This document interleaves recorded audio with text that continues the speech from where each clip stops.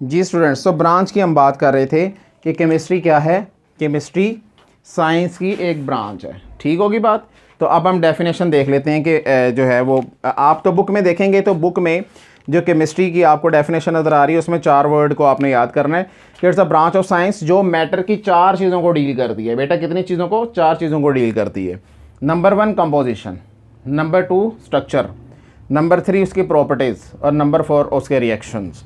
तो अगर आपको ये 4 वर्ड याद होंगे तो आप इजीली केमिस्ट्री की डेफिनेशन कर सकते हैं। अब ये 4 वर्ड्स का मतलब क्या, मकसद क्या, उसको मैं आपको 1 बाय 1 एक्सप्लेन करूंगा, ठीक है डियर स्टूडेंट्स। सो आइए इनको देखते हैं कि इनका मतलब क्या है। अभी मैंने आपको कहा कि कंपोजिशन, तो कंपोजिशन का मतलब क्या है कि कंपोजिशन कहते हैं रेसिपी। आपके पास अगर उबले हुए चावल हैं और आपके पास बिरयानी है तो दोनों की रेसिपी क्या है? डिफरेंट है। आपके पास कोई और चीज़ है तो उसकी रेसिपी डिफरेंट है। तो डिफरेंट रेसिपी क्या करती है? वेरी करती है। अगर रेसिपी चेंज करेंगे तो टोटल प्रॉपर्टीज़ भी चेंज हो जाएंगी, उसकी केमिकल प्रॉपर्टीज़, फिजिकल प्रॉपर्टीज़, ठीक है, उसका कलर, टेस्ट, स्मेल, ये फिजिकल प्रॉपर्टीज़ होती हैं। और उसका जो रिएक्शंस वो कैसे करेगी, वो कितनी एनर्जी देगी आपको, ये केमिकल प्रॉपर्टीज़ आ जाती हैं। सो कंपोजिशन, कंपोजिशन कहते हैं रेसिपी, यानी जिन चीज़ों से वो मिलकर बना है। अब एक एग्जांपल दी है यहाँ पे मैंने आपको वाटर की। सो वाटर की जब हम बात करेंगे तो वाटर मुझे बताएं किससे मिलकर बना होता है? वाटर 2 हाइड्रोजन एटम से और 1 ऑक्सीजन एटम से मिलकर बना होता है। तो ये वाटर की क्या है डियर स्टूडेंट्स? रेसिपी। स्ट्रक्चर की बात करते हैं जी। स्ट्रक्चर ऑफ मैटर का क्या मतलब है? तो स्ट्रक्चर ऑफ मैटर का मतलब ये है कि जैसे अगर मैं वाटर की बात करूँ तो उसका स्ट्रक्चर इस तरह से है, बेंट स्ट्रक्चर है इसका, ठीक है।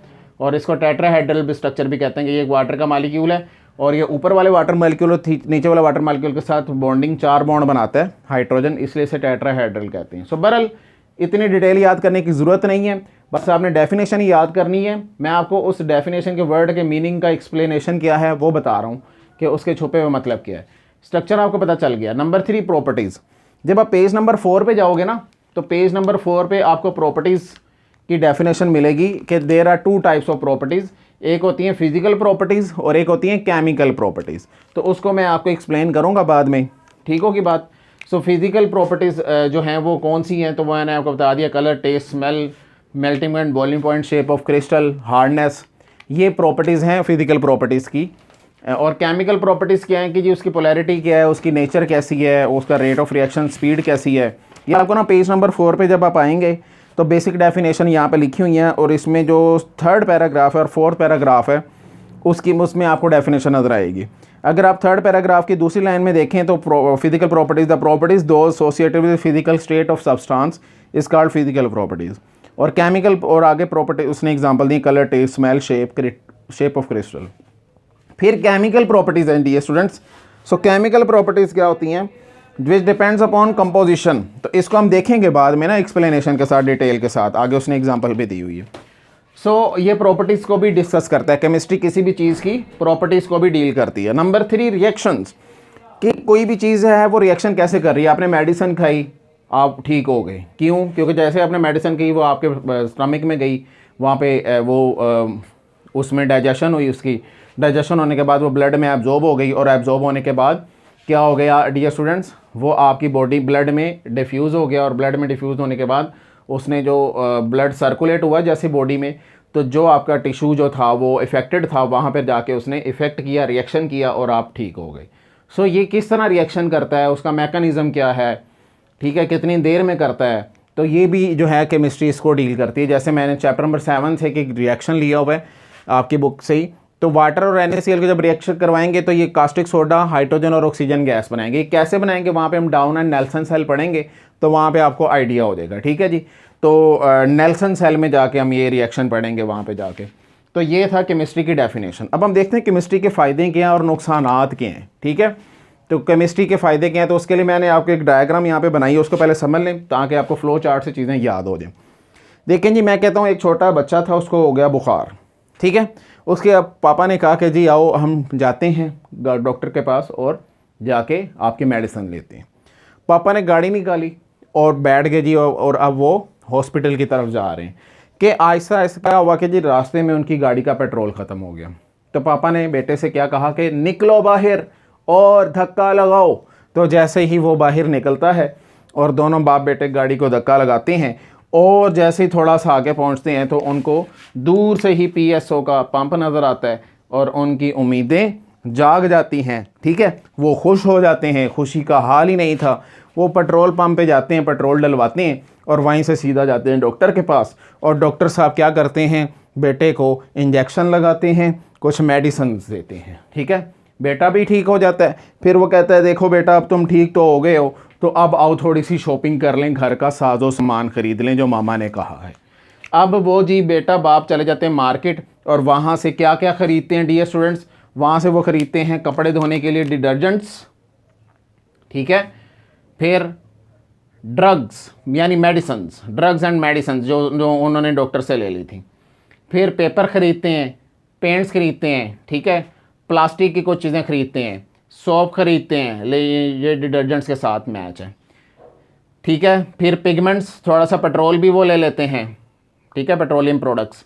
फिर घरों में क्योंकि कुछ उनके पेस्ट होते हैं, चूहे वगैरह या कोई इस तरह की, तो उनको किल करने के लिए पेस्टिसाइड्स ले लेते हैं। साइड का मतलब होता है किल करना, और पेस्टिक का मतलब होता है पेस्ट को। पेस्ट ऐसे कीड़े मकोड़े होते हैं जो नुकसान पहुंचाते हैं, और इंसेक्टिसाइड मतलब इनको भी ये पेस्टिसाइड कहते हैं जो फसलों को कीड़े लग जाते हैं, और इंसेक्टिसाइड कहते हैं जो घरों में आम कीड़े होते हैं उनको कहते हैं। और साइड का मतलब होता है किल, तो इंसेक्टिसाइड्स ये भी वो ख़रीदते हैं, पेस्टिसाइड इंसेक्टिसाइड भी मार्केट से ख़रीदते हैं, ठीक है, होगी बात।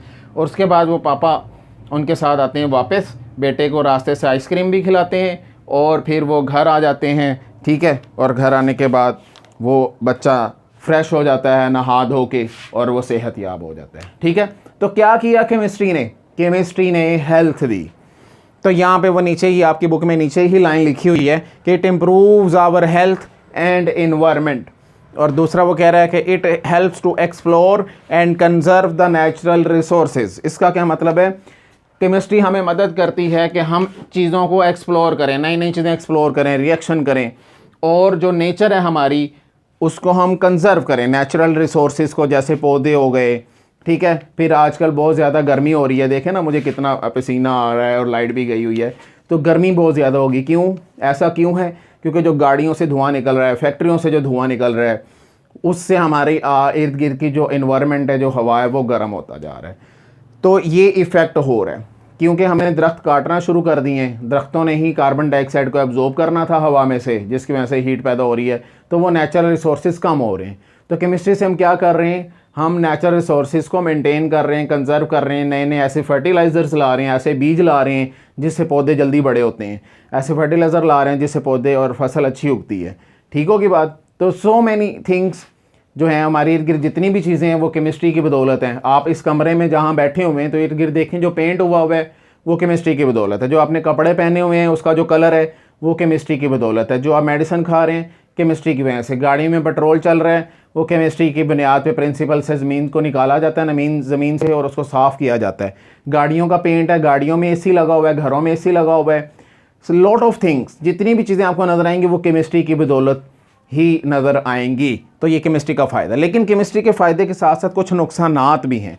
वो नुकसानात क्या है कि जब हम चीज़ें बनाते हैं फैक्ट्रियों में तो उसके साथ वेस्ट पैदा होता है, और उन वेस्ट को हम अच्छी तरह से टिकाने नहीं लगाते, उसको डिस्पोज ऑफ नहीं करते, क्योंकि उसमें भी पैसे लगते हैं। तो पाकिस्तानी अवाम और वैसे भी जो दूसरी भी अवाम है पूरी दुनिया की, वो भी यही कोशिश करती है कि हमें पैसे कम से कम लगाने पड़ें, तो वो उस वेस्ट को फेंक देते हैं, जिससे क्या हो जाती है, पोल्यूशन पैदा हो जाती है डियर स्टूडेंट्स।